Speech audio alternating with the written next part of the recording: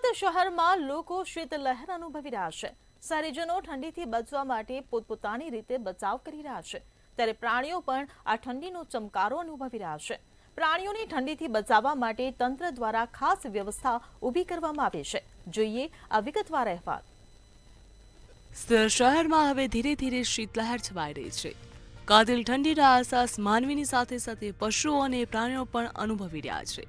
કડકડતી ઠંડી પડતી હોય ત્યારે મનુષ્ય તો ગરમ કપડાં અને તાપણા દ્વારા ઠંડીની રક્ષણ મેળવી લે છે, પરંતુ મૂંગા પશુઓ પક્ષીઓ માટે તો વ્યવસ્થા કરી દેવાની જવાબદારી ઝૂના કર્મચારી અને વન વિભાગની રહેતી હોય છે। તેવામાં સુરતના સરથાણા પ્રાણી સંગ્રહાલયમાં પ્રાણીઓ માટે અનોખી વ્યવસ્થા કરવામાં આવી। ઠંડી વધતા સરથાણા વિસ્તાર ખાતે આવેલા પ્રાણી સંગ્રહાલય ખાતે સિંહ અને વાઘના પાંજરામાં હીટર મૂકી દેવામાં આવ્યા છે। સાથે જ પશુઓ માટે આગનું તાપણું કરી ગરમાવો આપવાની વ્યવસ્થા પણ કરવામાં આવી। આ ઉપરાંત ઠંડીથી રક્ષણ આપવા માટે પાંજરામાં ઘાસ પણ પાથરવામાં આવી, તેમજ ઋતુ બદલાતાની સાથે જ પ્રાણીઓના ડાયટ પ્લાનનો પણ ખાસ ધ્યાન રાખવામાં આવ્યું છે। ઠંડીની શીત લહેરનો લોકો અનુભવ કરી રહ્યા છે, તેવામાં પોતપોતાનો બચાવ કરવા માટે માનવ શરીર તો દરેક અખતરા શોધી જ નાખે છે, પરંતુ આબોલ પશુ પક્ષી પ્રાણીઓનું શું?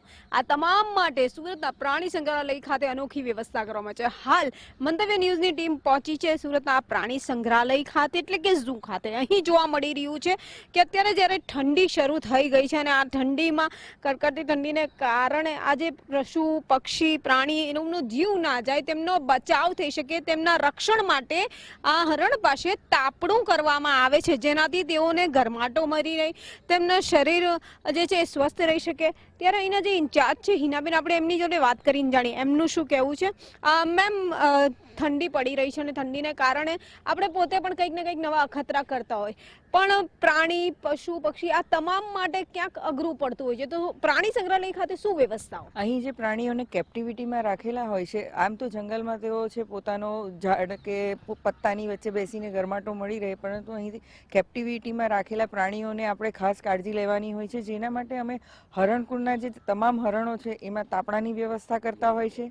ઉપરાંત વાઘ, સિંહ અને રીંછ જેવા હિંસક પશુ પક્ષીઓમાં અમે જે હીટરની વ્યવસ્થા કરીએ છીએ અને પક્ષીઓની અંદર અમે છે બલ્બની વ્યવસ્થા કરીએ છીએ, જેને કારણે હૂંફાળું વાતાવરણ જળવાઈ રહે અને તેઓની હેલ્થ ઇન્ડેક્સ જળવાઈ રહે વગેરે પર પણ પૂરતું ધ્યાન આપવામાં આવે છે। એટલે તેમની ઉપર પૂરતું ધ્યાન આપવામાં આવે છે। વ્યવહારિક છે કે માનવ તો પોતપોતાની રીતે પોતાનું રક્ષણ કરી જ લેતું હોય છે, પણ ક્યાંક ને ક્યાંક જે પશુ પક્ષીઓ છે, આબોલ પશુ પક્ષી કહી શકાય, આ પ્રાણીઓ કહી શકાય, તેમના માટે અહીં અલાયદી વ્યવસ્થા જોવા મળી રહી છે। જે વાઘ સિંહનું પિંજરું હોય છે ને, ત્યાં હીટર મૂકવામાં આવે છે, જેનાથી તેઓને ગરમાટો મળી રહે। તો બીજી બાજુ જે હરણ છે, આ હરણોના રક્ષણ મેળવવા માટે તેમના પાસે તાપણું કરવામાં આવે છે, તો એની સાથે જે આબોલ પશુ પક્ષીઓ છે તો તેમની પાસે બલ્બ સળગાવવામાં આવે છે ને એવા બલ્બ સળગાવવામાં આવે છે જેનાથી તેમને ગરમાટો મળી રહી, ગરમ વાતાવરણ નહીં, જેથી ઠંડીથી તેઓનું રક્ષણ થઈ શકે।